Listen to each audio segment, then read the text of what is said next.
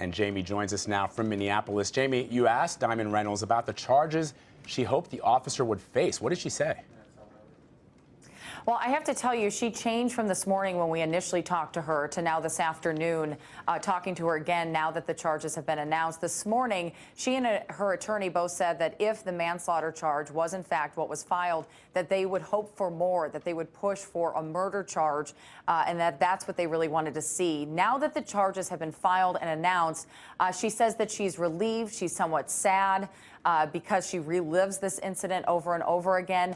But she's also thankful that this prosecutor, John Choi in Ramsey County, did in fact bring about these charges, and was also thankful to him that there are 2 additional felony charges attached to that manslaughter charge that have to do with the officer firing his gun with her and her daughter in the vicinity. You may remember from her Facebook Live video, her daughter, 4 years old, in the back seat saying, "Mommy, I'll stay with you." The 2 were in the car at the time, and attorney John Choi did mention both of them and provided those additional felony charges because the 2 of them were in the car. One interesting piece that came out that both Diamond and I, it was new information to both of us as well as her attorney, was the fact that the officer Yanez fired his gun 7 times. There was a lot of information that the gun had been fired several times. Some people thought up to 4 times.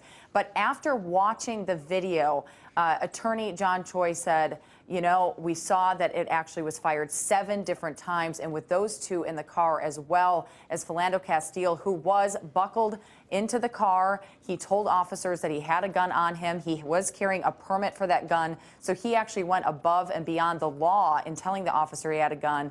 And then hearing the 7 shots that attorney John Choi said that there was really nothing else he could do but file these charges against the officer. Jamie, we know that Reynolds' daughter was actually in the car at the time of the shooting. How is she doing?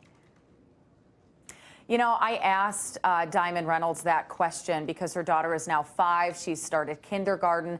And she said while she's living somewhat of a normal 5-year-old type life where she's involved in ballet and going to school and has friends and birthday parties, that nearly every day she asks about Philando and asks, you know, where he is, if he's coming back, and those types of questions that you can imagine a 5-year-old would ask. She said that she's trying to keep things as normal as possible, that she tries to do a good job describing to her daughter that things are going to be okay.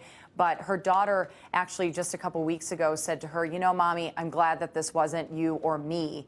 She said it's those moments that really hit her in a very emotional way, that her 5-year-old now had to witness this incident at just 4 years old and be a part of this case now. She says that her daughter is what drives her and keeps her emotionally stable, that she knows she has to provide for her daughter and wants to do right by her daughter. She said otherwise she'd likely just fall apart because Philando had been her best friend. Oh, it's so incredibly sad, Jamie. So what happens next in the case?